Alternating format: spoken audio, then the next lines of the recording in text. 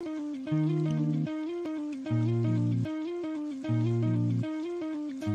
see the Padawan needs one last lesson.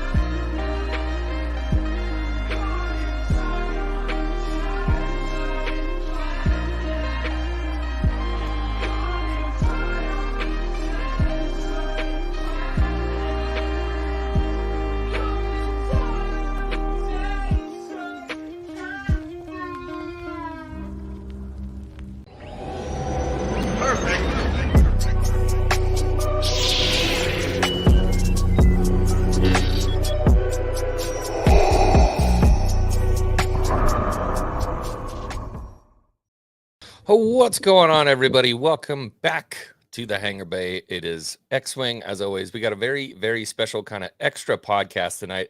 I named and I'm sitting there and I'm like, this kind of sounds like something maybe you should put on like a restaurant menu, extra wings night, but it's what came to mind. Don't make fun of me, okay? We got a very special guest tonight. This guy and I have been trying to get together for just so goddamn long. Pops is here. What's up, Pops? How you doing? Oh man, I'm so blessed, and I am so thrilled we were able to get this to work. For those of you at home, you know, you've heard several people talk about scheduling is the biggest hurdle, and it is so true. We all, you know, we're balancing family and jobs and life and time zones, brother. Time zones are a killer. Time and I know we are a killer. We were set several weeks ago, and something emergency kind of came up with my family and had to drop it. But I am thrilled to do this with you guys, man. What's going on? I think it's been 6 months now at this point. We've been talking about actually getting a stream together. Yeah, it's definitely been months. I know it was last year in the fall, and Yeah. it's like, yeah, do this, let's do this, let's do this, and it's just how things can get sometimes. But no, here we are. Let's do it. Let's talk about some stuff and talk about you guys, beautiful people in chat, and rock and roll the Hangar Bay. Yes, as always, everybody in the chat, thank you for being here. You guys are always the MVP. What's up, Teds? Good to see you. Leia Rose, John Graber is here. Good to see you. King's Advisors, my buddy Steele Johnson is here. Flaco Zoldi. I probably messed that one up, but I gave it my best shot. Tevin Daniels is here. Ronnie is here. Alan Copeland is here. Good to see you, buddy. The Stanleys is here. Good to see everybody. I see you here, Brandon, as well. Good to see you guys.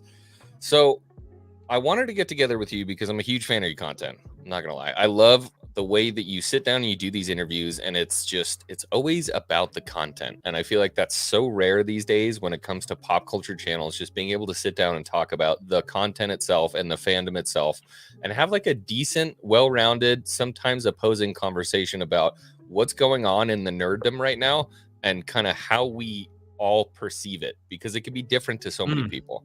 You know what I mean? Yeah, truth bomb there. Yeah. I just have to be honest, man. I've been doing this, as Ryan Roger Athay figured out, like over 20 years in some way, shape, or form, with radio and websites and cons. I mean, I've covered Star Wars Celebration like 5 times, you know? It's like, yeah, been there, done all these things, and it was like once the pandemic hit and the world just kind of stopped. Right, I had no movies to review. There were no movies to go see. It was like my movie reviewing job side hustle like dried up like overnight. Yeah. Like, oh, that's the end of that. And we dabbled with stuff during the pandemic. It was like very informational, and people turned on you very quickly if you were giving out stuff they didn't want to hear. And I was like, well, don't want to do that anymore. I feel like that's not just the movie industry. No, this was just information about what was going on. Stuff was going on. Like, just here's the latest on this, and people were just freaking out. It was crazy. So we ended up moving during the pandemic to get out of the city. So I still work in the city, I tell people we did not move to the country. We moved to the woods. Nice. So that's why I'm not streaming on weekends. There's no signal to do that. And I made the commitment after I finally got COVID. After all the years, I work in healthcare, so there was no day off. Like, you were working 6 days a week. There's 10 hours a day. Finally, it got more normal. They were giving us like 4 12-hour plus days, and it was like, okay. Oof. But I finally got it in 2022. And then when I came out of that, because I've been dabbling, if you saw my graphs on Pops, it was like these, a few months here, a few months there, dabble with this. And then I finally just said, I'm just going to set everything else aside and just do this. And it was kind of like just grinding and being me. Yeah. And got lucky, man. Just got lucky meeting some cool people. Everyone in the community, fellowship, fandom, however you want to look at themselves, were open arms. Like some OG like me who just walks in and says, yeah, I've read that. I know this. Yeah. And I just want to talk about that stuff. So yeah, the drama and stuff, it's not my thing. It's more about just a balance for me to be honest about things when they do stink, and telling people what's really going on with it. And then also just trying to point people to like some of the good stuff, because there's so much good stuff. You can just spend the rest of your life just watching good stuff. It just may be old. It may not be what you think. Or foreign films, which you would never come across in I am so in any love. regular. Yeah. RRR that was my first kind of foray into. Is that your gateway drug too? Yeah, I guess that was my gateway drug. I've never really watched any Bollywood films. I think there was like an Indian Romeo and Juliet movie I watched some time ago. And so I was like, well, all right, let's check this out. And man, I was pleasantly surprised. Yeah.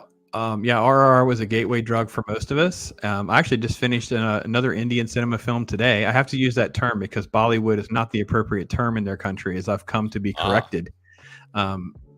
Think of India as like a whole bunch of little countries, and then it's easier to understand their cinema because it's done by more like geography and language. So gotcha.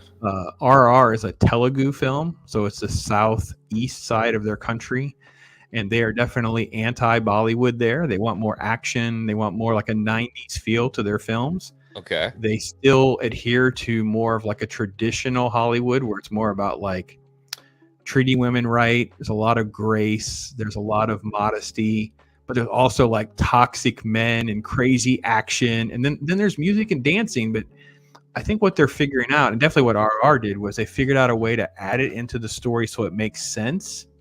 Rather than being like, let's pause the movie for a moment and have a 3-minute dance sequence, and you're like, what is happening right now? That's what I noticed with RRR too. Was like, it's if you could distill everything that made like 80s action movies amazing, and just boiled it down to its simplest terms, and then built a fun story around it. That's kind of where I felt like RRR landed. Yeah, they were able to link everything together. I don't know, in a way that makes sense, but it's always hard for me to kind of watch those over the top. I won't disgrace it by calling it like a Michael Bay action scene, but essentially a Michael Bay action scene. 2 dudes jump off a bridge with ropes and everything explodes and he wraps a flag around him and saves him, kind of, with like 3 hand signals to coordinate. Yeah, exactly. They communicated the whole plan. Yeah, no. So, I mean, look, their films, I mean, they have different purposes for their films, what I think is very interesting. They have a lot more films that are still like what we were used to like 10 years ago. So like this film will be very historical in context, like a Braveheart. This film will be, very much about questioning police corruption or questioning a move by the military, things like that. So yeah, I just finished Drishyam 2 today, and actually have my review recorded, and we'll be uploading it after this for, I'll probably release it probably Monday or Tuesday. So yeah, no, I just enjoy pointing people to good stuff. I've enjoyed having great folks on. Then I started kind of like rebranding everything at the first of the year to make sure that I was being more true to myself and having fun. Like I just want to make sure that I was having fun and it wasn't going to be work. So that's how I ended up starting Saturday morning cartoons. That's why I do Watch Your Story on Sunday mornings. I have Throwback Thursday. So days started to have themes, and it's like it gave me enough structure to just have a blast with it, man. I'm just having a ball. I hear you. And I see Reed in the chat. He's all Braveheart. It's one of the most historically inaccurate films ever. I agree, but it's the point. It's the point he was getting across. Like this would be. I was liking it to that sort of feel of things, and there's several Indian films that are definitely down that sort of vein of like Gladiator was not a historically accurate correct film, but it's Ben-Hur in different clothes. So, anyways, this is a Star Wars channel. I want to get onto the topic of Star Wars and kind of the fandom and how everything exists here. And I've been having some really interesting conversations with people lately about, where I guess I fall into the category much the same as you do as old Star Wars fans and new Star Wars fans, and kind of where we sit in not only the eyes of Lucasfilm, but in the fan base in general, and kind of how we're seen and how we're approached by all these different people. And so the question for me to you and anybody in the chat would be, do old Star Wars fans have less of a voice than new Star Wars fans now, and why? Yeah, that's I saw that, man. Yeah, and I mean, I'm totally the OG, right? So saw New Hope in the theater 6 times. Can tell you very vivid images and moments. Like I literally am that guy. Had a couple streams with Magitech Mags on this. We luckily rang in, like we called it Star Wars Month last year. Like I don't understand why we don't have May the 4th, Revenge of the 5th, Lucas's birthday, the anniversary. The 25th should be Star Wars Day, which of course this year, by the way, is actually the anniversary of Jedi. Yes, it's kind of even a cooler day. Yeah, so I think the hardest thing for me is not just where fandom is today, it's how the journey has gone since Disney purchased Lucasfilm, that I kind of bought into the dupe and the excitement of having Star Wars brought back the way it did. And I didn't hate on Force Awakens as much as some people did, because I thought, well, it's basically like New Hope all over again. They're going to rebrand a few things here and there. I had a major problem with Han and how things ended there, but I wasn't freaked out. I'm like, look, they got $1 billion rolling along here. They've got a plan. They've got a plan. Last Jedi was kind of like a shock for me. Like I remember sitting there, and I almost felt like I didn't know what just happened. I felt like, what is going on? I didn't pan the film as much as I did on the second viewing. Like every time I even remotely tried to watch it again, it just kept getting worse for me. But I'm like, I don't understand. And then I kind of defended the film to my son in particular. One of my 2 sons bailed at Last Jedi. And I said, look, they've got to have a plan. Like, there's no way this much money is on the table and they don't have a plan. And we would fan fiction on the phone, like, for an hour of like all these different ideas and things like that to do. And he was away at college, and our ideas are way better, X-Wing. I'm sure like, we can fan fiction how to fix that freaking sequel series. And it's been done. It turned into a bigger mess than I can even imagine. And I think the journey of that, the pain of that, has been really hard. And then to see the TV shows keep jabbing at me too. Like I feel like, okay, Mandalorian here, and then you get Obi-Wan and Kenobi and Boba Fett, and it's just there's little things. And I feel like as an old fan, it's like I don't think, and it's also not in a bubble. Like it's not just Star Wars, right? It's the way I feel as a Marvel fan too. Right. That my love of story and my love of characters and my love of story arc is sort of like not relevant to what the content is they want to create. And I think I feel like they just left me. I'm like, and if I try to raise my hand and ask questions or bring up issues, I get just a bunch of crazy names and things like that are thrown around. And then I don't want to participate in that part of the conversation. Like, I don't want to talk to you if you're just going to start calling me names. We're not having a fan conversation. That's not a fun lunch table to sit at. So I don't know that it's really less of a voice. It's just like these extreme responses. It's kind of hard to handle sometimes. But I will admit, my brain just completely snaps on stuff. I tweeted a photo of you right before we went live here at the green room of me looking at the I don't know what they call the Sigmund the Sea Monster Green Pirate Mossman guy. Yeah. What's his actual name? It's Gorian Shard, I believe. Shard. Yeah, whatever. There was a show in the 70s that was called Sigmund the Sea Monster, and I'm like, wow, I figured out what Sigmund grew up to be. He grew up to be a pirate in Star Wars. Cool. Okay. All right. I thought it was a really interesting pick. Choice. Yeah.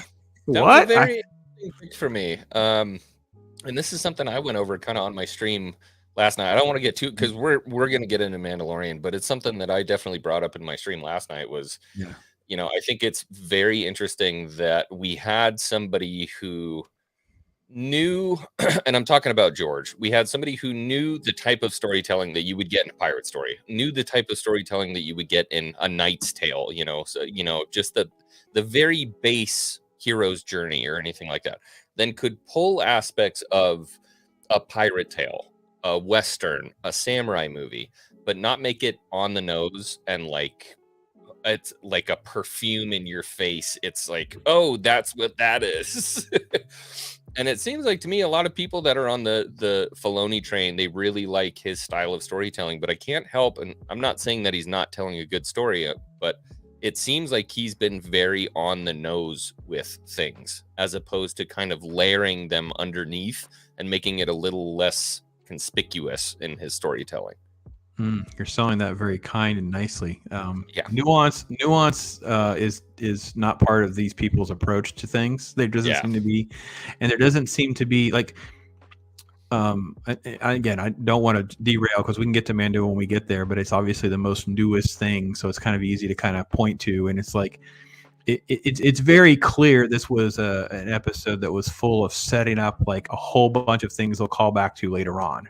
Right. So it wasn't like nuanced where we won't see it coming. It's like we all know, oh, this is going to come back. Oh, this is going to come back. And then you sat there the whole time just going, oh, okay, I see what this is, rather than being pleasantly surprised by something or connecting with it on at a visceral or an emotional level. There's a lot of bullet points. I feel like that was basically the first episode. But so, yeah, I guess this kind of leads back into the beginning of the conversation. Do old Star Wars fans have less of a voice than new ones? And a lot of the time, it's really hard for me to be a Star Wars YouTuber because I don't want to hate stuff constantly. It's draining on the soul. It makes you not want to make videos. Some people are really good at it. I'm terrible at that. That's why during basically the entirety of Kenobi, I stayed silent on YouTube. I didn't make videos. I wasn't doing live streams. I'm like, I don't want to because I don't want to talk badly about Star Wars, but like you said, I want to be as fair as humanly possible and say, hey, if something's good, I want to talk about it. If something's bad, I want to talk about it. But I feel like it's difficult for me to make a lot of videos on that. But the most common thing I run across is that you just don't understand Star Wars. And a lot of people will quote or cite small bits and say, well, this is what George originally wanted. Look at how many times this happened in the original trilogy. And there seems to be a disconnect between trying to fact find and trying to understand what George's overall vision was. And I'm interested if you agree. Well, yeah, I mean, first it's okay. So I've been very honest about being a person of faith. It's very easy to have someone grab a single verse out of the Bible and then try to manipulate that into controlling or manipulating the emotions of others. Right. I feel like with the Star Wars mythos, it's real easy to kind of go into George's lore and try to find little things and try to connect those to something that they're doing now. Now, whether that was totally in the intent of the writer or not, the creators or not, sometimes could be debated. But to spin our wheels there and try to attribute malice and attribute some of that kind of stuff, it can be fun for some conversation, but you can't allow it to consume you. And my advice to you would have been, if I knew what you were saying, if I heard what you just said, then I would have been messaging you. Go, all right, here's what you should do. Go get the Kenobi novel and do a review on the Kenobi novel. Go get some Kenobi novel. Yeah, do some Kenobi trading card. Like right now, if you were like, I don't want to do Mandalorian anymore, it's like, all right, that's cool. You could do rewatch videos of some of the episodes. You could do like, these are my 5 favorite moments. You can do positive spins on things that can still connect the algorithm. And you can be an escape voice and say, listen, I know some people are watching Mandalorian. Maybe you checked out, but I want to talk about, these are my favorite 5 best moments with Boba Fett, or my favorite things from the EU that involve Mandalorians, and I think you should read these things. So I try to do the same thing. I try to separate it into 2 categories. If I choose to do the review, I do the review. I let it go. So on Kenobi, yeah, there are videos. One of my biggest videos has me in the thumbnail because I literally got in front of the computer and then closed the computer and had to drive home. So there was no real thumbnail. It was just a screenshot of me face palmed. Like, what have they done to my Star Wars? And it was like, I had love and hate. It just came out of all the pores. Yeah. But at the same time, I also will try to focus on, and that was part of the direction I want to do. Like you said, I want to have more positive things. I want to talk about good things. And that's what I would tell someone who has a channel that is, let's say, maybe there's a drought, right? You have a drought where there's just no content being created right now. Like you're a Game of Thrones channel until House of Dragons comes back. What are you going to talk about, right? So you would have to figure out these nuanced ways or interesting ways to generate some content and those kinds of things. And I think we can have both conversations. I think the voice of the new ones is the interesting part of your question. Like, who are the new fans? And I think that's what's interesting is like, because being around so many normies that I am, the fans of Baby Yoda, they still call him Baby Yoda. Now, he may have 3 other names and they may call him Grogu all they want, but he's still Baby Yoda. Right. Some people will still and always be Baby Yoda fans. My wife did point out, because I've thrown a few of these things on eBay to get rid of them. I have these trading cards or whatever, and she was seeing me going through these cards, and she's like, "Oh, that one's a meme," and this was a meme. So there's a couple Baby Yoda memes that were from like these trading card images, and I'm like, "Oh, okay, that's why people are into them, because they're like it transcended things." Right. And I do think there's a new fandom for Mandalorian because it was really, I think it was adventure for the sake of adventure. Season 1, a little bit season 2. So there's a lot of that kind of stuff. The other stuff, though, I think has become a lot more divisive. The way the PR campaign directly out of Lucasfilm, the way they handled Reva and what happened with Kenobi. I think some of the decisions that they made with Boba Fett were very painful for OG fans, whereas some new fans didn't care about Boba Fett. Like, he only had like 6 lines. What do you guys care? Like, he only spoke. He only speaks 3 times. Why do you guys all? It's like, well, wait a minute. He was more than that. Like, because it was like the cool dude that you didn't. Yeah, it's like, wait, no, that's so. It is tricky. Boy, those prequels sure did age well, didn't they? You know what's crazy same too? thing. It seems like it's only been in the past 5 years that they really kind of came back as much as they did, and they really came back with Gen Z, which is the crazy part. And I would attribute most of that love to the meme ability of the prequels. So it kind of started out as a joke. I'll be honest with you, because I'm on TikTok and all that different kind of stuff, and I started noticing a lot of like high ground memes. Memes started coming up from like Obi-Wan. I'm like, hey, I love the prequels. Careful, don't make fun of it. But and people have started making jokes, and then all of a sudden there were a bunch of different TikToks about General Grievous and different things like that. And all of a sudden there's this massive boom for love for the prequels following the sequels, which I thought was so interesting. And then, of course, the argument comes up that, well, the sequels just haven't aged enough. Star Wars fans will always hate Star Wars until it passes, for a certain amount of time, and then they'll love it.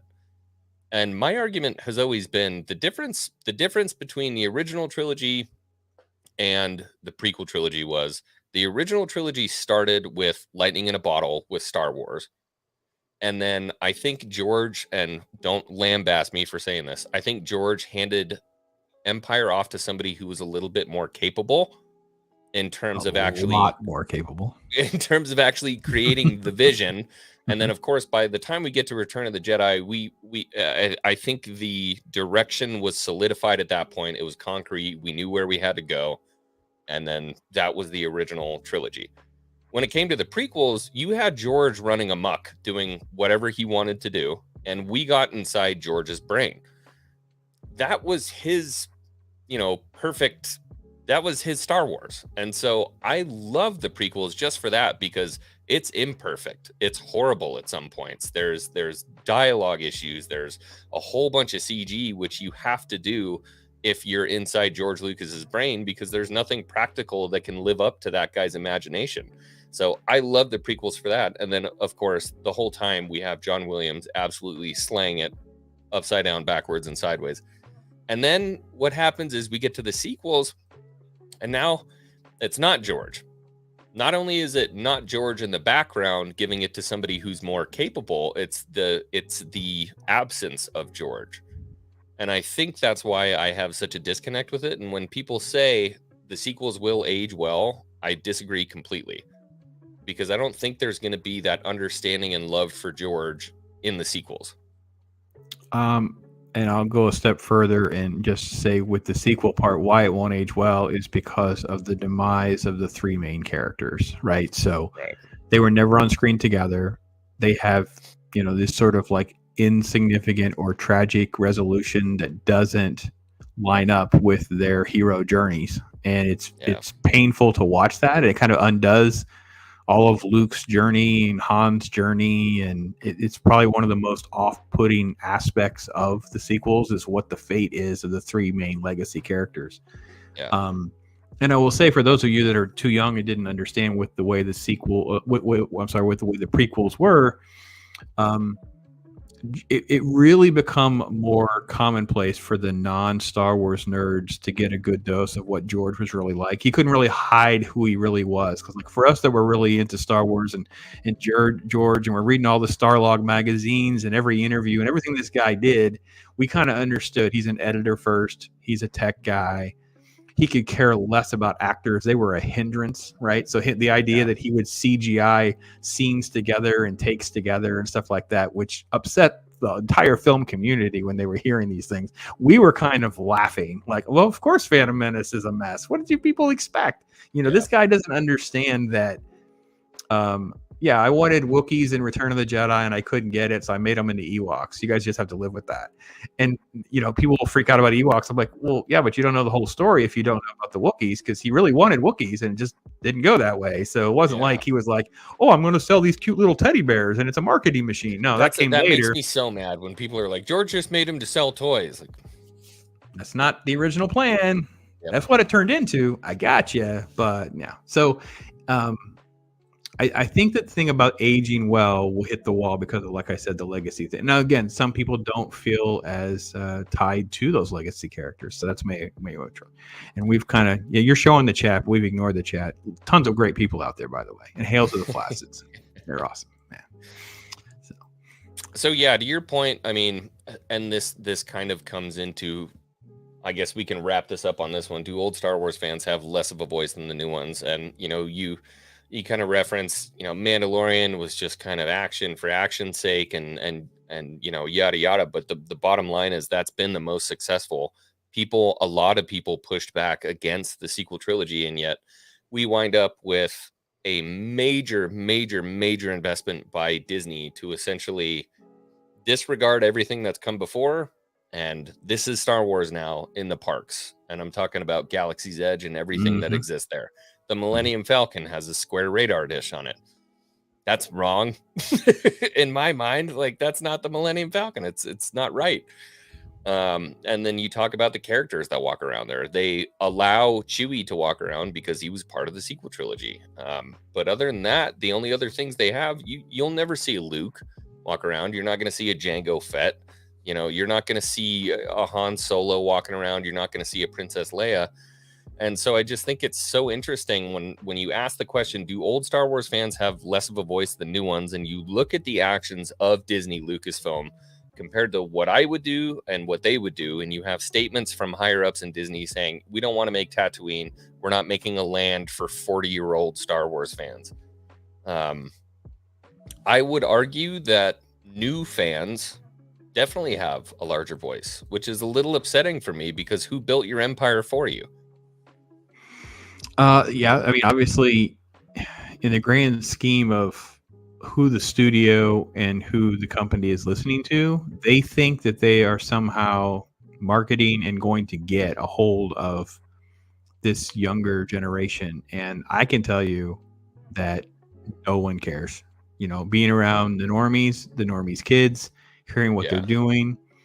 If it's on a streaming service, sure, they're throwing it on, but it's not the addictive nature that we grew up with Star Wars, where people were like fans of characters, fans of toys, fans. So Lego has a nice little fandom attached to Star Wars, like that Star Wars fandom. I think Black Series figures and some of the higher end figures have a pretty big, strong fandom alliance that extends into the younger generation.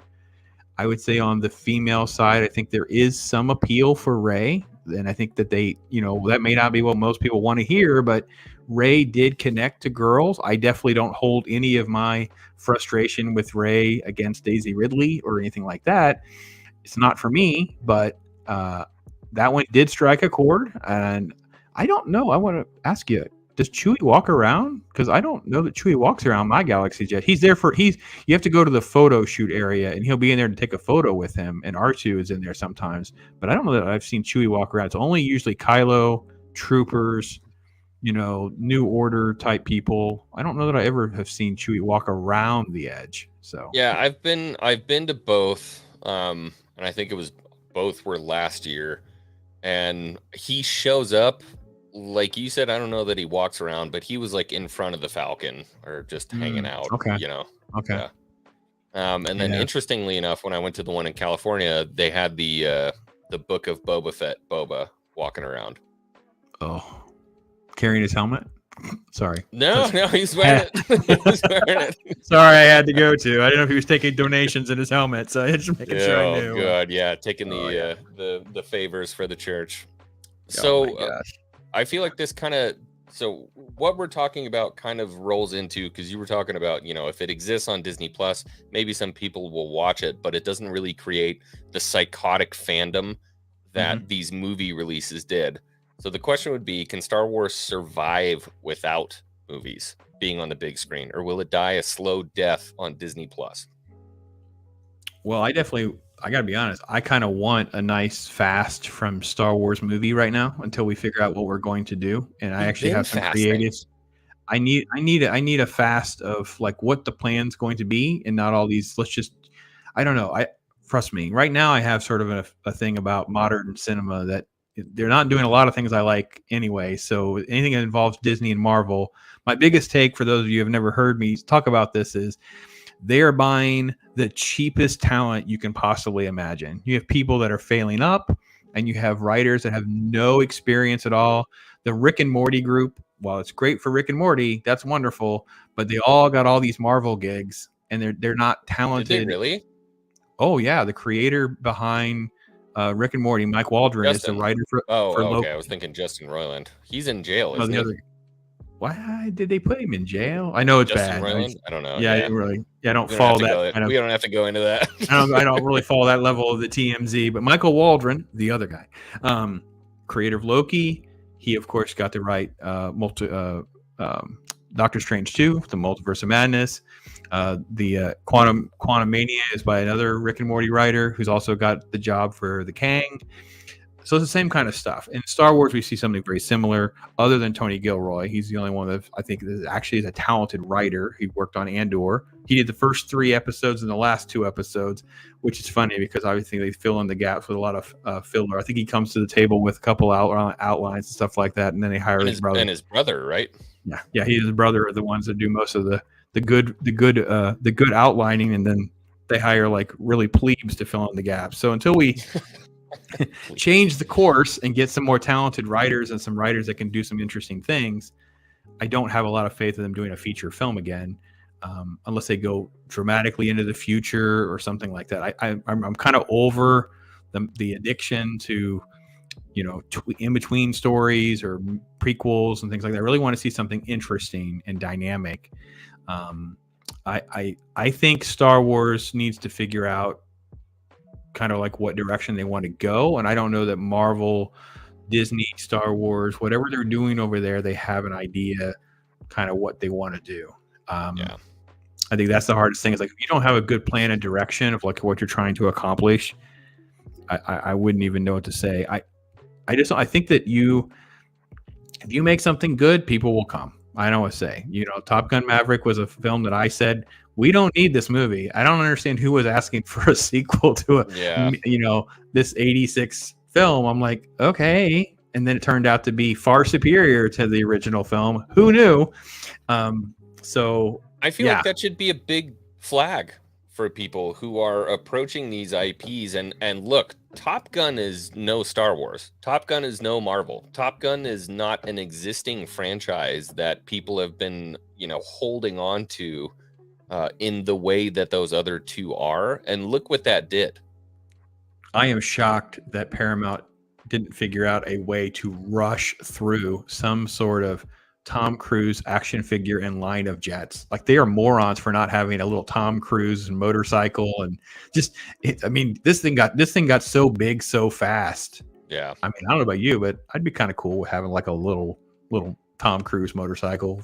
I'd buy a little card back Tom Cruise Top Gun 2 card back figure. No problem. Dude, Hasbro could bang that out in a weekend. Like, no problem. That'd be pretty cool, man. And people would have bought it like crazy. And, it kind of goes back to Mandalorian chapter 16. Same thing.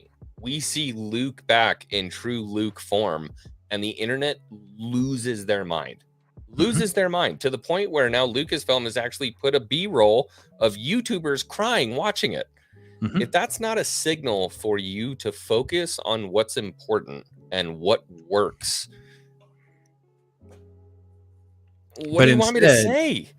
But instead, we want to have this, deconstruction of characters, right? So we deconstruct the character that talked back to Darth Vader and didn't get, throat choked out, and he's going to go live with the Tusken Raiders for several episodes and, ride the bantha. He's misunderstood. Yeah. And it's like, and then he doesn't wear his helmet. He just carries it around and don't kill anybody. And it's like, okay, this is not the character that was around like 5 minutes ago. Like, what is happening right now? So, yeah. I mean, even George Lucas is throwing crazy eyes in here. I mean, listen, he knows. We got you, George. We totally feel, look, Star Wars can't survive without movies because Star Wars survived when it didn't have movies. Like, I'm a massive fan of the 90s. Right. I would love to we should just do a retro 90s from 93 to 95. Star Wars Galaxy trading cards are my jam. I love those cards. I've sold thousands of those cards. I can tell you like the card numbers of some of those. Like, it's like, do you have the 3PO with the golden boner? That was a Tops, actually. That's an OG original. That's an OG New Hope. I'm talking about the 90s ones, the Star Wars Galaxy Tops. I don't have any of those. Oh, I'll have to talk to you offline. We'll have to figure some of that out, because those are more fun where they kind of came. So, and again, I have like I think it's in this room. Oh yeah, it is. I'll turn the camera on. See, Star Wars can survive because this is what we had to live on for like 10 something years, right? Yeah, but so of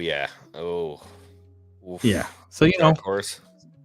Yeah. So we had to live on like this gap. I'm not saying that Disney Star Wars knows how to do all of that. I'm just saying it will carry on in some way, shape, or form. And then we'll just kind of see what happens. And I know everybody talks about KK. They talk about, I don't even bother with any of that stuff. I don't even get into KK leaving. I don't think is going to change anything. Just the way that, I think actually we can talk about Bob Chapek and Bob Iger and what they've said recently. But the only argument that I would have against what you've just said is that they can survive without movies is now we're dealing with somebody who has sole proprietorship of Star Wars. They're in charge of the novels that come out. They're in charge of the comics that come out, yada, yada. You have to have their approval to get it out. And instead of getting, Drew Karpyshyn novels or, Heir to the Empire, anything like that, we're getting the High Republic. That's what's sustaining us through. I don't know if you've read any of the High Republic. I have no desire. No, it's not a Timothy Zahn novel. I'll tell you that much. Oh, I have. Yeah, those are on like my treasure trove. Like, people ask, I said, I have like the original VHS, the black box, and then I have the special edition gold box VHS, and they're like my bookends to my Timothy Zahn original set. I'm like, they're like the treasure trove of like. That was the sustenance through the Dark Ages, and I mean, I have a signed Heir to the Empire Timothy Zahn behind me, 2 X-wing, which is the coolest thing in the world. Awesome. But those kind of stories, yeah, they can carry you through because they don't do anything but add.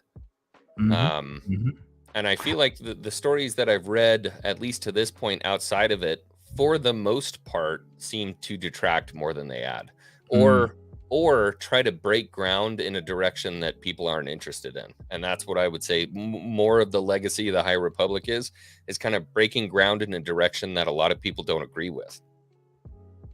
Yeah. No, I mean, so look, and I know I'm a white pill guy, and because I always talk about hope, but the hope lies in the fact that money matters. And I know Iger is part of the problem. I'm not going to deny that he doesn't have blood stains all over some of the stuff that we loved.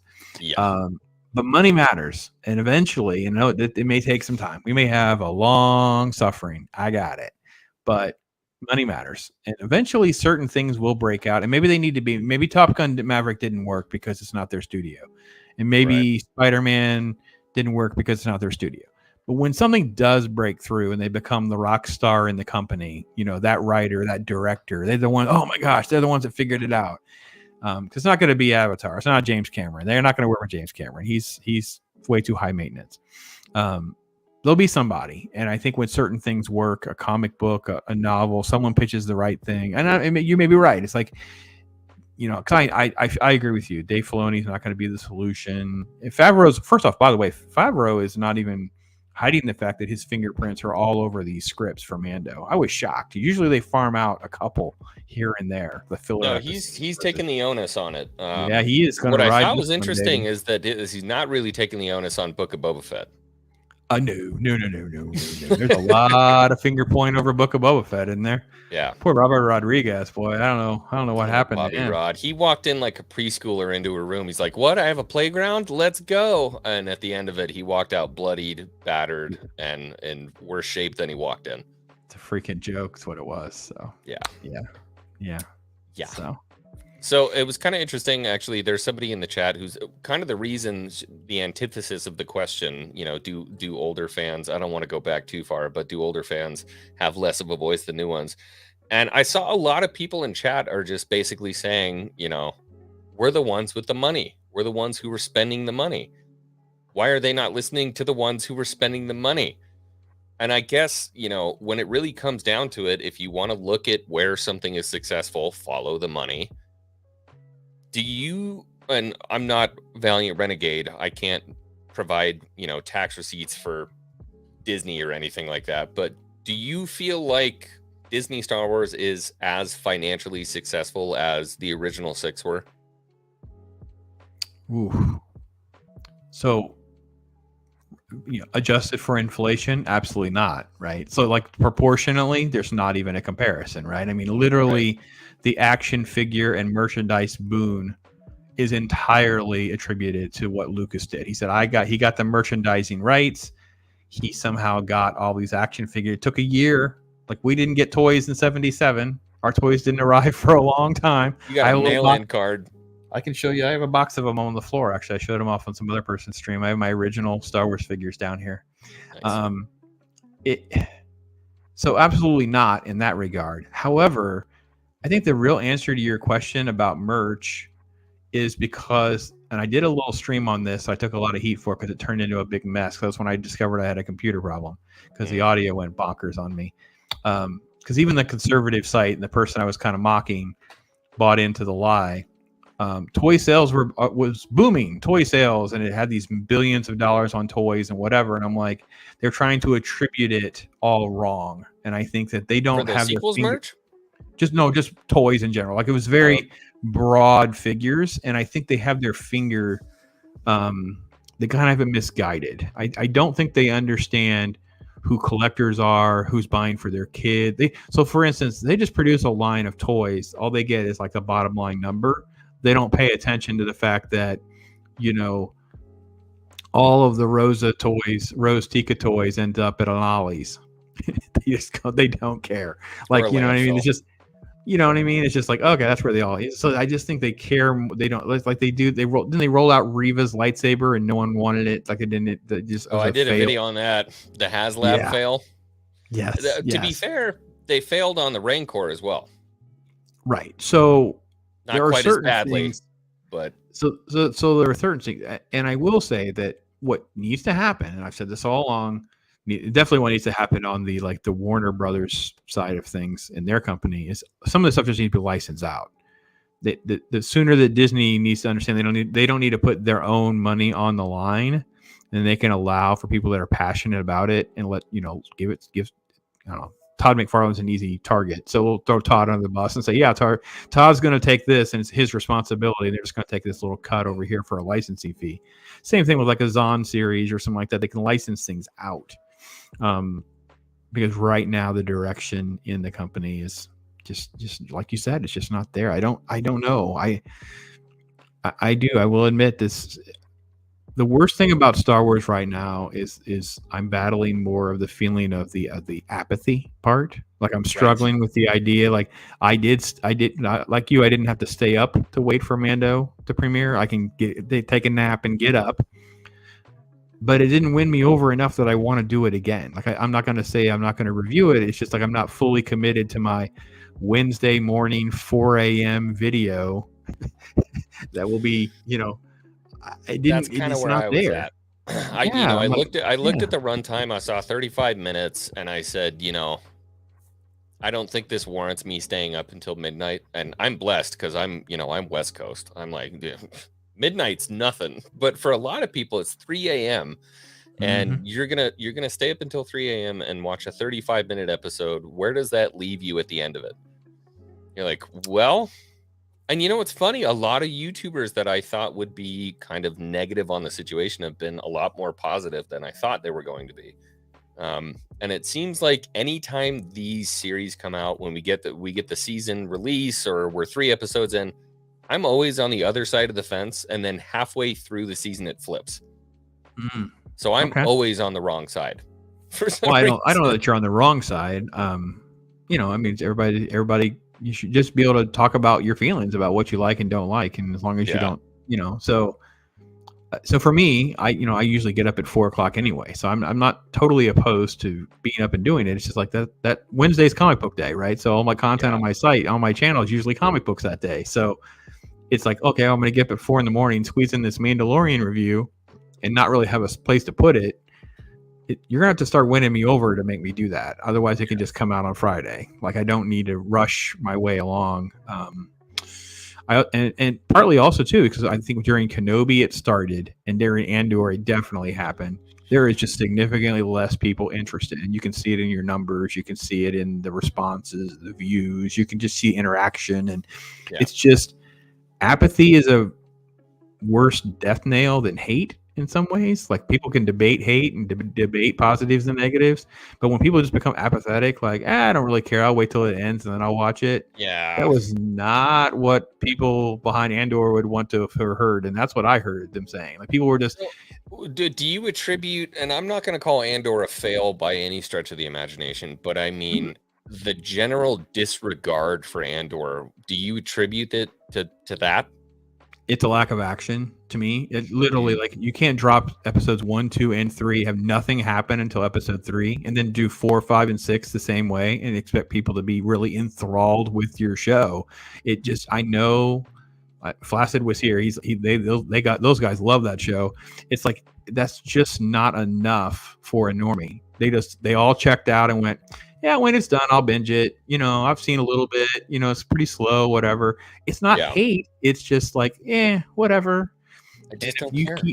If you keep getting that response, your franchise just is no longer Star Wars. It's just another sci-fi franchise that used to be great. And I think that is kind of where I see we're kind of are and headed until I can see otherwise. And I think this is why The Mandalorian Season 3 is so important, and why I definitely was committed to doing a review on it, because if it doesn't kind of right the ship a little bit more in the enthusiasm category, we're kind of in the apathetic phase of all of this. It's a really tough spot. I agree with you 100%. And that's something I've had to struggle with, not only with, myself, but everybody else that I talk to when it comes to, hey, do you want to talk about the show? And they're like, I haven't even watched it yet. I'm Mm-hmm. like, oh God, where's the hype? Where is it? And then I find the people who do want to talk about it. And here's the really tough thing about being a Star Wars YouTuber. When you find the people that are willing to talk about it, they are completely unwilling to hear or entertain any kind of criticism. Okay. And so that's where I would draw the line between a fan and what the internet loves to call a shill, right? Okay. Yeah. So Yeah. a fan is up watching the show, wants to talk about it, has problems with it, but willing to discuss it.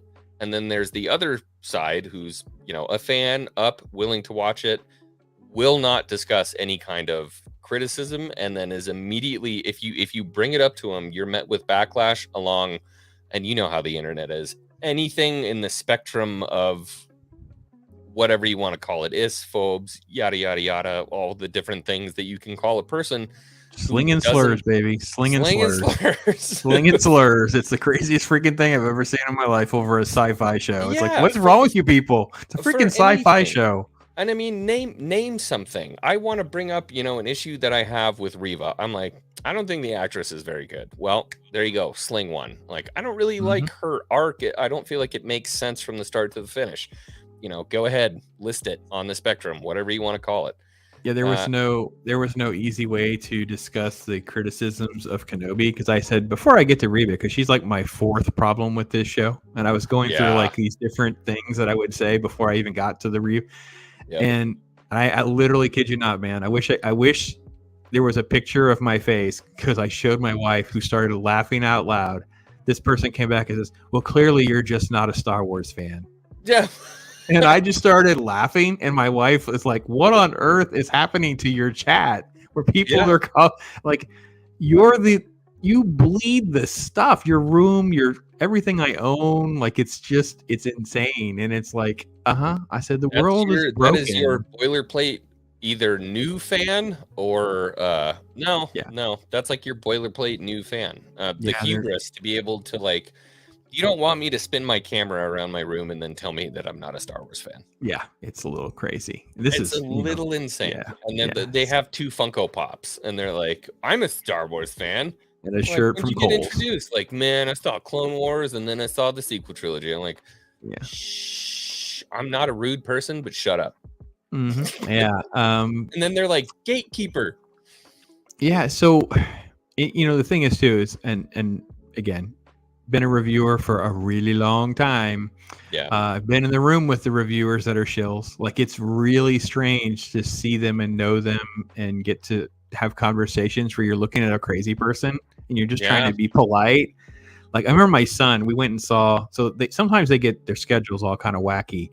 Do you remember this movie called Lucy with Scarlett Johansson? Yes. And it was kind of like, in the middle of this movie, there's all these like weird cheetah cuts and animals attacking other animal things, and you're like, it got very artsy and strange, and they call it meta. I think that's that's what they were going for. It was not meta, but that's what they were going for. I don't know what that means, to be honest with you. I just every once in a while I'm like, oh, that's meta. Yeah. So my son was my +1 for Lucy, and then the following night was Civil War, the Marvel movie Civil War. So we're in Civil War waiting for it to start, and this little guy sat next to us, and he's like, "Oh my gosh, you were at Lucy last night. Didn't you just love it? Wasn't it the most?" My son kind of leaned forward and looked at him and just said, "Are you a crazy person?" And I just started laughing, because I'm like, yeah, you're in a room full of shills who just love this artsy stuff and weird, And now we're on the internet. Take them out for a dollar burger and ice cream after that. I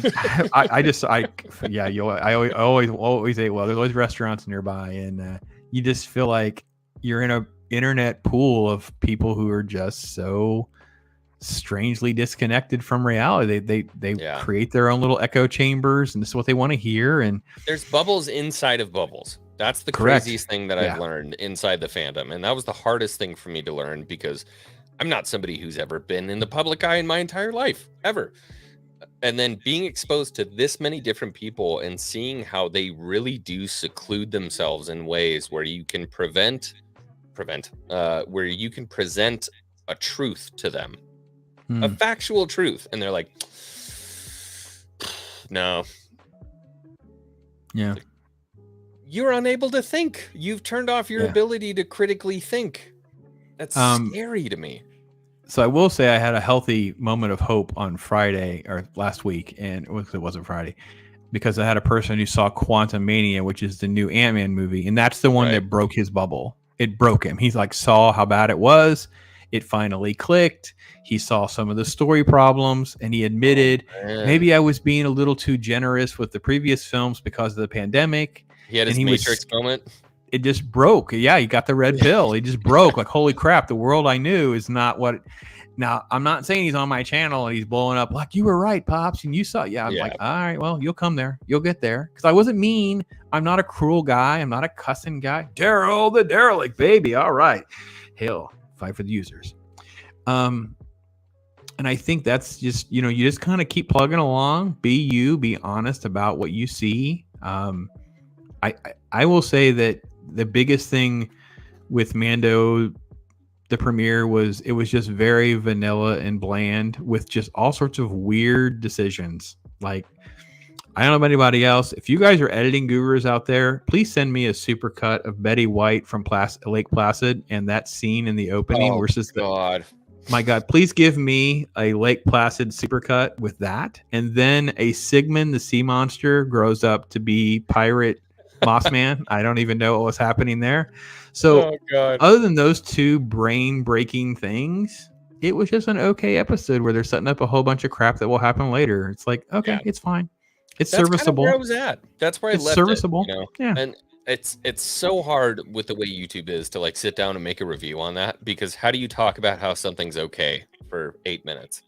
Well, that's what you hear me do nearly all the time when I talk about most things are just okay. Like, usually it's like people couldn't stand that I didn't love Andor, and I'm like, it's just okay. And then there'd be like these really bad moments that I couldn't get my head around. Like, I still cannot get the IKEA chair, the IKEA torture chair. Like, I really can't get my head around the IKEA torture chair. Like, guys, these are like blood. My prop department complaints were thorough.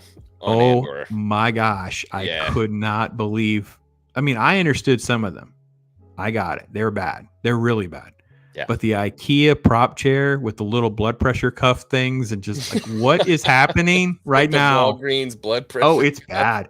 It was right there with Halo bad, because Halo is the worst. For anyone who doesn't have been familiar with my channel, the Halo hate is wide and deep on my channel with Stone Loki and Ironcaster. It was wide. I don't even know the characters' names on Halo. We hated on Halo so much. X-Wing, they all had made up names, like a Mystery Science Theater, right? So they were like Miss Mullet and Strawberry Spartan and Autumn Sunrise. Strawberry Spartan. She's the best. I want a Strawberry Spartan spinoff, because oh my God, she's like the best Spartan ever.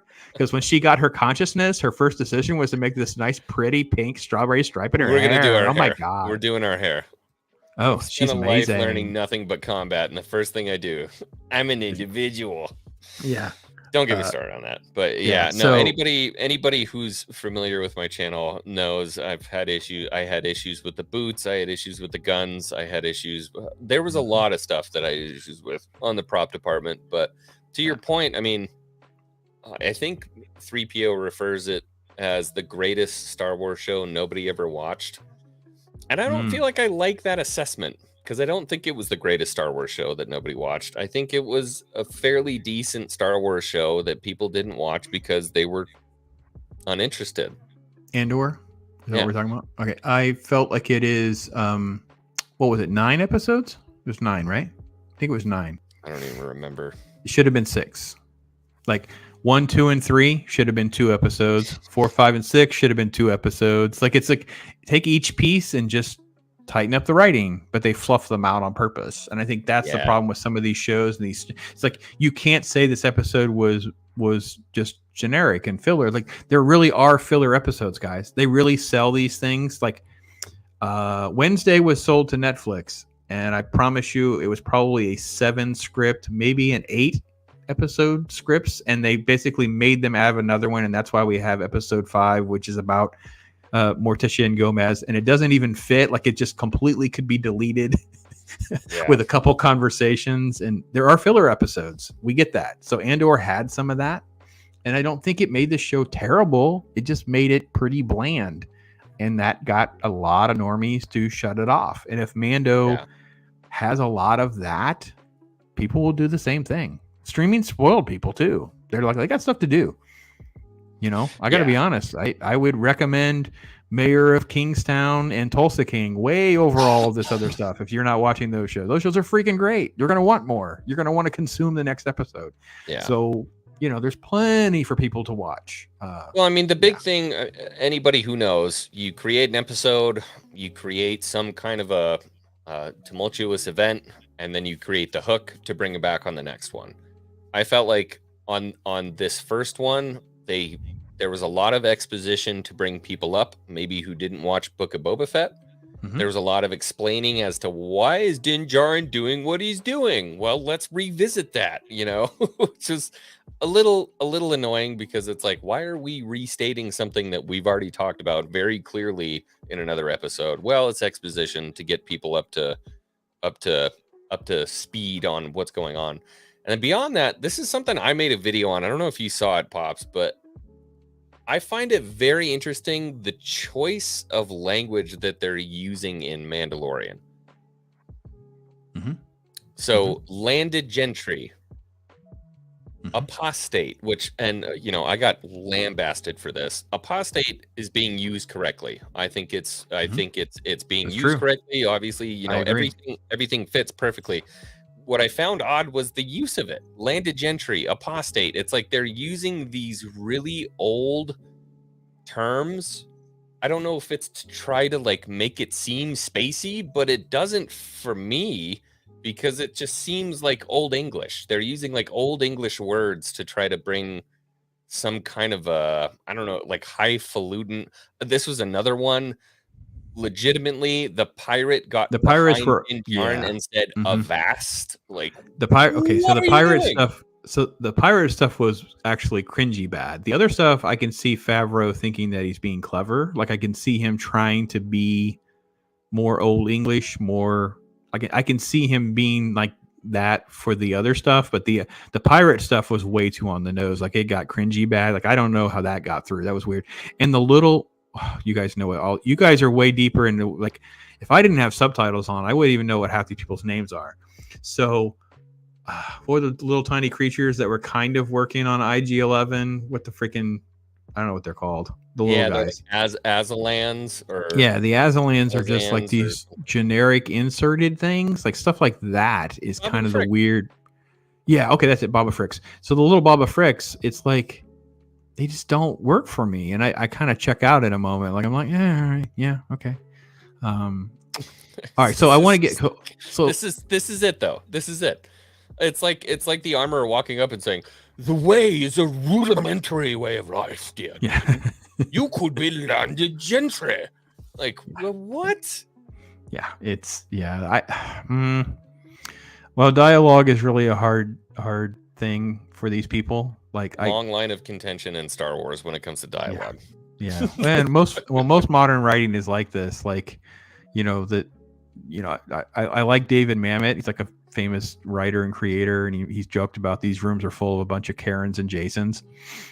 And it's just, you know, that's what you get, right? So there's a bunch of, you know, it's like, okay, they haven't lived in the real world enough. They don't have real world experiences. They're also not well read.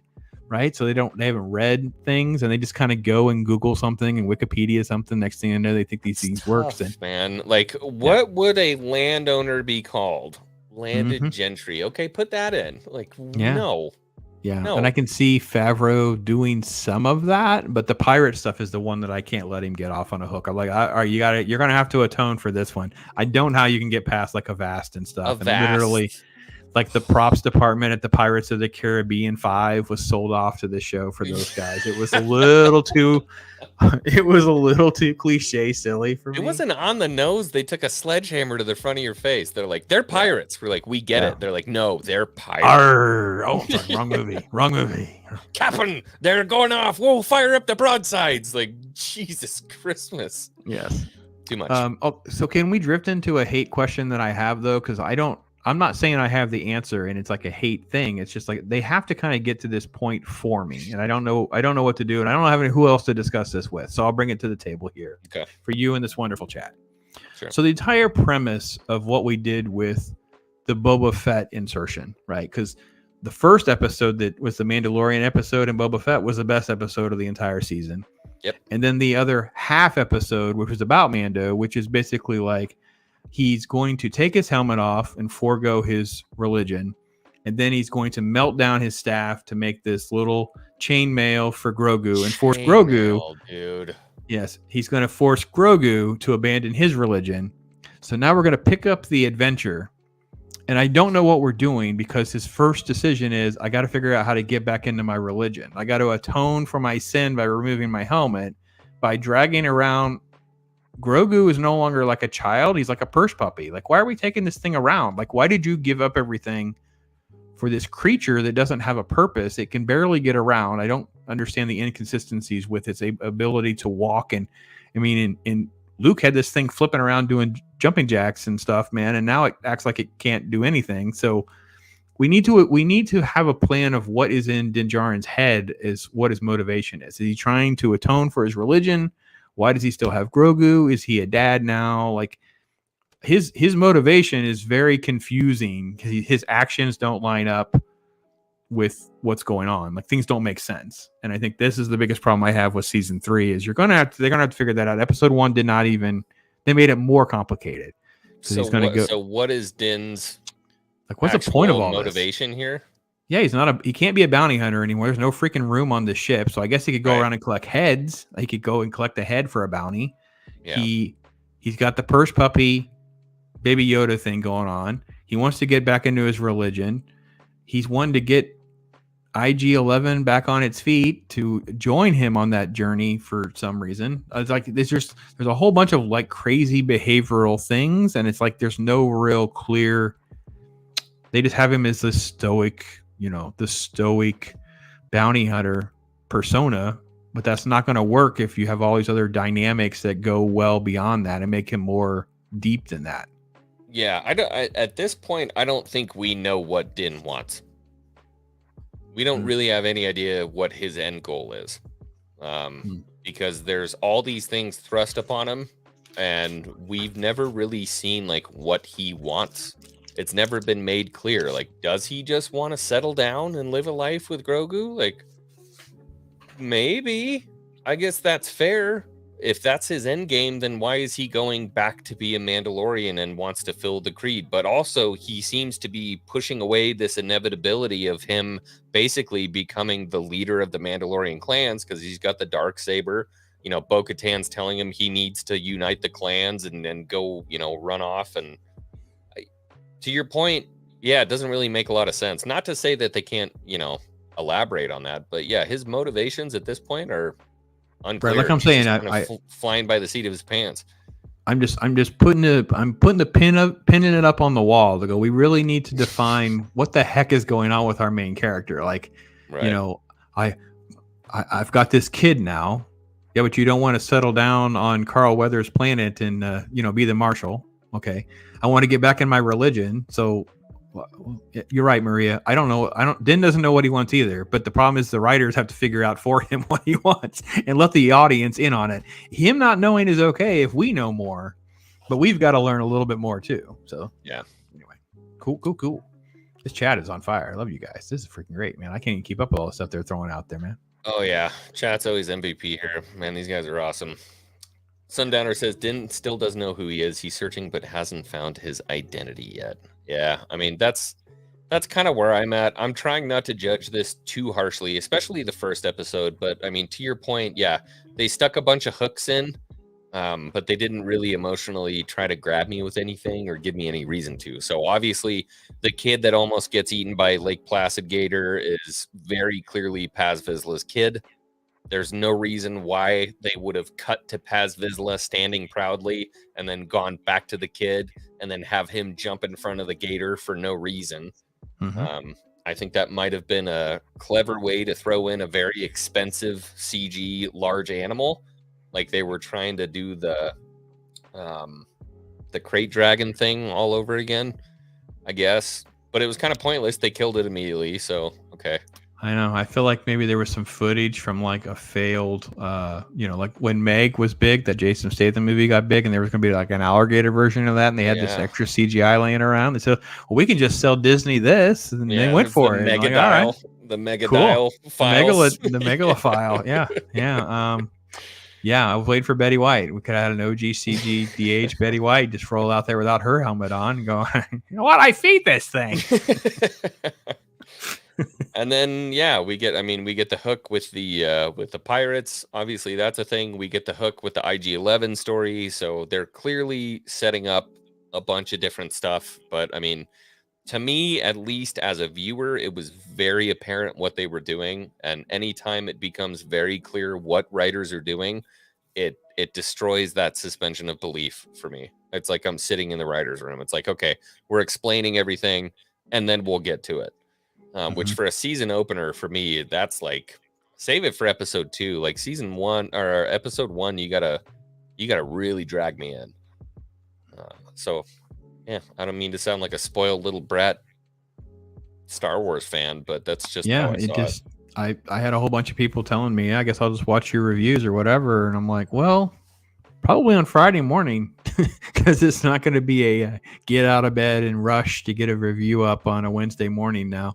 Maybe Thursday, my second video or something, maybe, but it didn't hook me yet. Well, I'm gonna give it another roll next week. We'll see how episode 2 goes. I want to see some different dynamics. I want to see what they will bubble to the top first, like which piece will they want to go at next. Like, they threw a lot of, like you said, a lot of leads out there as far as the little callbacks for later. But a lot of bobbers out in the water right now. Yeah. A lot of bobbers. And I mean, chat's hitting it 6.5, 6 out of 10, 6.7, 7 out of 10, 5.75. And that's coming from shills and grifters, because I've got a healthy mix in my chat, which is amazing. Okay. Except for this guy. 0 out of 10. Haven't watched it yet. Yeah, I'm a little more darker than you guys that are in the 6 and 7 range. I'm a little bit lower than that, but I'm a really, really tough critic, because to me, things like that are like, this is classic territory. You start getting to like 8, 9s. This is the classic. 10s are like the unicorns. I don't even understand how people give things 10s. It's like, this is a unicorn, man. It's like you're saying something is like the best of all time kind of thing. And 8s and 9s are the greats. 8s and 9s are the classics people will talk about. There'll be a TV guide list someday, that kind of thing. And they'll make movies about how it was made later on. Yeah, something like that. Yeah. So I'm more of that type of critic. And there was a day where you could say things where like a 2.5 star to 3-star movie was a good movie. You're like, that sounds good. I could go see that. Now you say something is a 50 or a 60 on Rotten Tomatoes, and you're a jackwagon, and people hate your guts, and you're like, I thought that was the norm. I thought that was the norm stuff. It's supposed to be. I mean, people want the greatest thing ever every single time. Yeah. And that's the tough thing. And I feel like a lot of times when people don't strive to make the greatest thing ever, and they just try to tell a good story, you wind up with the greatest thing ever. Yeah, I mean? I agree. And so do you think that, and we can go total circle back to the original question too, maybe this is part of it, because the Leslie Heslin thing is part of the problem here, right? Because didn't she admit that her staff hadn't watched the OT? So this is a very difficult question. Okay. Yeah. Very difficult question, because when people say, I've never seen Star Wars, but I want to tell a Star Wars story, I like that. Sometimes it depends on who says it, if that makes sense. It totally depends on who says it, because a lot of times, the most important thing for me when it comes to Star Wars is obviously the story. That's always going to be the most important thing, is that there has to be a baseline good story, because even if you have a crappy story and you put the most amazing Star Wars skin on it, people are going to hate it.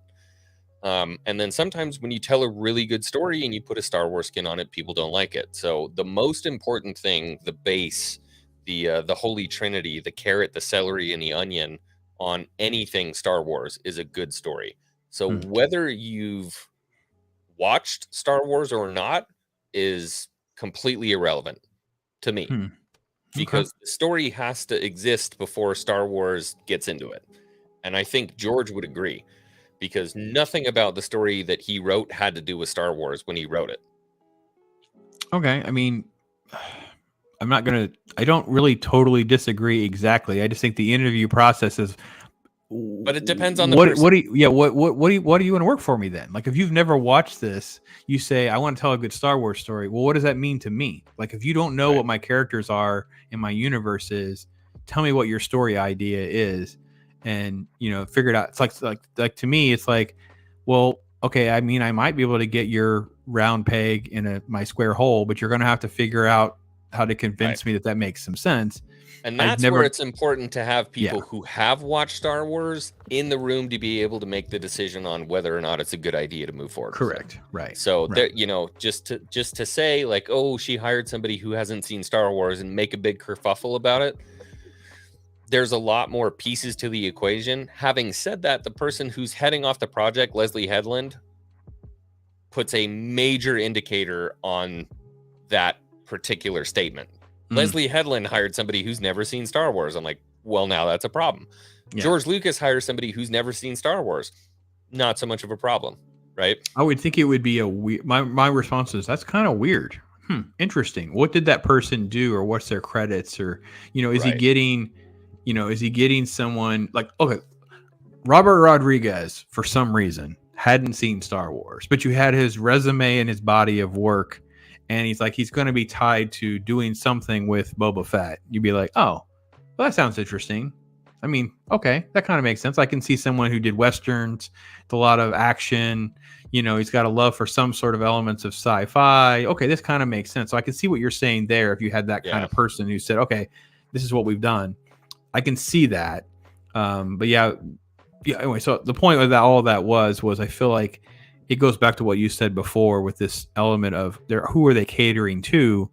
The sense I get is they're catering to just this new, nuanced, a lot of virtue signaling, a lot of making sure that you're playing by modern sensibilities. You're catering to an audience that may or may not even exist. Aspect of it. Correct. Right. I just, read something today and it was like, the person is making a decision about someone being offended that may not even exist. Like someone's making that decision. It's like no one said they were actually offended. This person's just making that presumption, and that's why they're making certain decisions. So it's like those type of things is such a turnoff to me because that doesn't. We're not only far away from your story requirement that you came up with, which I think is spot on. We're drifting further and further away from that story. Like so much other stuff matters before story. And then that's why stories end up suffering. So yeah, no, I agree. I saw it in here somewhere. Where'd it go? Where is it? Double A says, Pops and X-Wings, what do you think of the Acolyte show? Thoughts, expectations, or not looking forward to seeing it? I'm gonna watch the hell out of that show, but not for the reasons you think I am. Yeah, I'm down to watch stuff. I will admit that I couldn't really connect and get into Bad Batch, and I'm going to have to figure out how to carve out a bigger chunk of my time to really kind of binge it better, like really get into it. It started at a bad time where I couldn't really get into it. So sometimes things are not timed well for me to get into. Right. But that one, I am not looking forward to seeing it, but I'm committed to seeing it, if that's the best answer to your question. So yeah, especially their live action. People are going to be talking about it. Yeah, I'm committed to seeing it to one end or the other. Yeah, I would say it's going to one end more than likely than the other. That basically stems from the person that I know that's the showrunner that I definitely don't like. And a lot of people have sent me private messages saying, you need to watch this. Oh, Russian dolls and yada, yada, yada. You got to watch it. And it doesn't change it for me. I know exactly what we're going to get. And if I'm wrong, I will eat my cereal. I'll let you know, hey, I was totally wrong. That was the greatest Star Wars show we've ever gotten. That's not what's going to happen. Yeah, I'll grade it on its surface. I would love to hope that, the creative team are really into certain elements that are going to translate well to a great story. And that's what I'll tell you if that's what happens. And if not, then, we'll deal with that when it happens. I don't know what to tell you.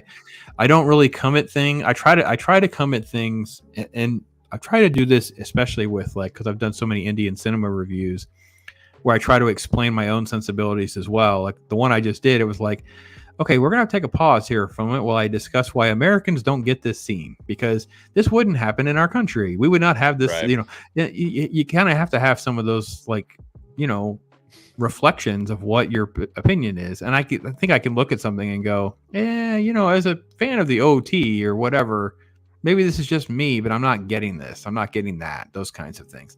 I've done that from once or twice on Star Wars stuff, and I think it's fair. But I'm all about giving it a fair shake. It's cool. Yeah. Let's do it. I will give it a fair shake. Absolutely. Yeah, I will absolutely. sit down and I want will good Star Wars. Maybe it'll Yeah, surprise me. And that's the craziest thing that I try to remind people constantly.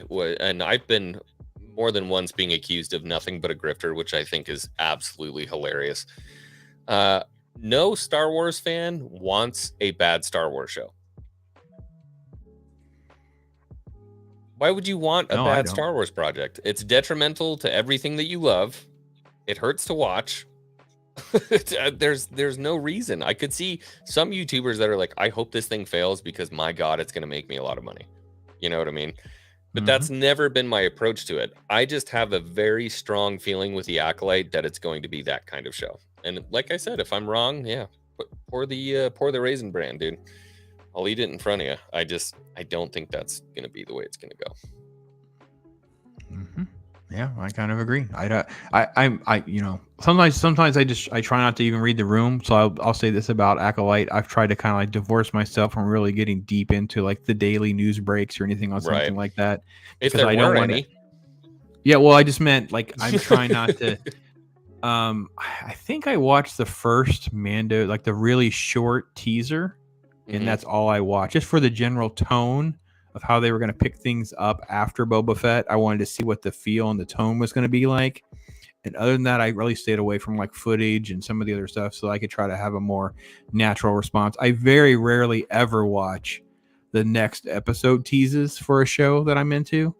Right. You know what I mean? Because every week I'm doing like Last of Us and I'm doing Mayors of Kingstown. I never watch what's happening next. I never ever do. I go in with a level head. I want to be as clear and honest with my reaction the best I can. I avoid other people's reviews until I do a review, which has been really frustrating if I have a vacation week. That's hard. When I'm on a vacation week, I forget when it was, but there was a whole bunch of stuff that happened on like the Thursday, Friday for a week I was off. And I was barely on YouTube that week, man. I mean, people were getting frustrated with me or whatever. And I'm like, I am staying away from everybody because y'all are talking about stuff I haven't watched yet. I don't even want to look at your thumbnails. I don't want to see anything. So yeah, and this is the other thing too. I mean, the plethora of directors that they have on Star Wars. I feel like it's an attempt to throw, and excuse my French here, they're throwing shit at the wall and seeing what sticks. And they have their pet favorites too, right? I mean, Bryce Dallas Howard's always going to get a Star Wars episode thrown her way. Well, they keep throwing projects, royalty, privilege, right? And then the Deborah Chow was a big one on Obi-Wan, and I had a lot of faith in Deborah Chow, and I don't know if it was necessarily Deborah's fault at all, but I mean, it's hard not to link now Deborah Chow to Obi-Wan and worry about projects moving forward, even though I don't think that was her fault. But I mean, a lot of the fight scenes, a lot of the framing, the shaky cameras, all the stuff that they did there. Oof. You know what's going to be fun though, and I don't know when this will happen, so probably like 20 years from now, because I love memoirs. If anybody want to send me a memoir, like an actual Hollywood person's memoir, not a bunch of crap or whatever, just something they actually wrote about themselves or whatever, I wait for like the person to come out and tell you what really freaking happens behind the scene, like who pulled the strings on this one and that one, because what actually happens in these rooms is really, really fascinating sometimes. The second the Kennedy era of Star Wars is printed on hardback, I'm buying it immediately. Yeah, there'll be some sort of Beyond Filoni or something. There'll be some sort of Beyond the Saber. Yeah. Oh, but it's just these crazy. So I'm reading this one. This is I'm rereading actually. My second time through. His name is Richard Fleischer. So Max Fleischer is the guy that did those like the OG Superman cartoons way back in the day. Competed with Disney guy, right? His son Richard is in the business, right? First day on a set, he's 27, 29 or so.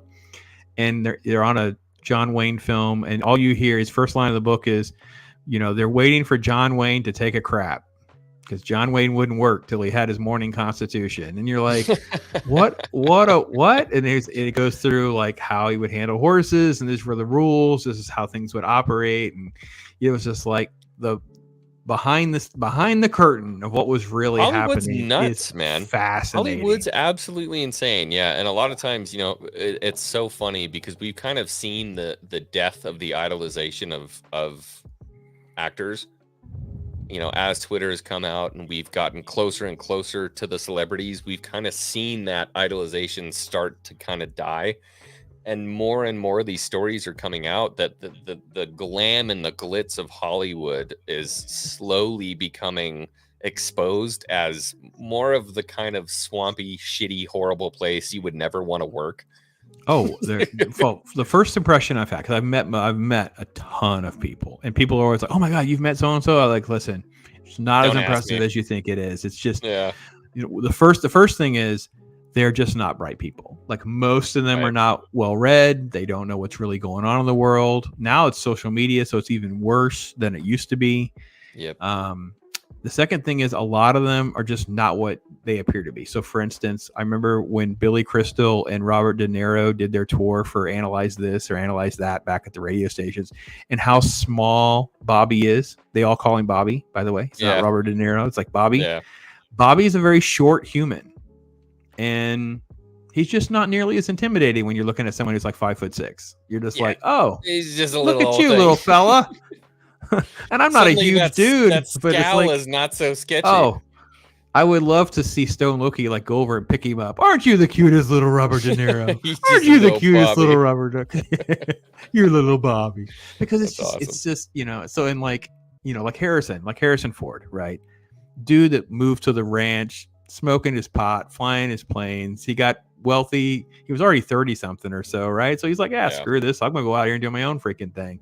And all the deals just keep coming. He's doing all these movies. They're making a ton of bank. That dude doesn't care about none of this stuff, man. People are like, oh, I can't believe he hates his character, whatever. That dude has had FU money my whole freaking life. Are you kidding me? He doesn't care about anybody or anything. He took a saw to the Falcon when things were going bad on Star Wars. Oh, yeah, dude's, he's unhinged. Yeah, so, yeah. Cool. All right, what else they got going on in here? They have tons of stuff. We probably missed like 16 questions. Well, that's it's it for me. I have to punch it at 1:30, unfortunately. Okay. I still got some stuff I got to do tonight. I've enjoyed the hell out of this. I'd like to do it again. Yes, we will try to get our schedules to align. Absolutely. In another 6 months when the stars align. No. We can figure it out now. We'll have to figure it out now for like, a couple weeks from now or something. We'll figure something out. Yeah. It does, especially now that this season is like gives us some sort of like softball to put on a tee to talk about. You know what I mean? It's like, we got this show going on. Yeah. If we can do like a midpoint of Mandalorian, I think that'd be really good.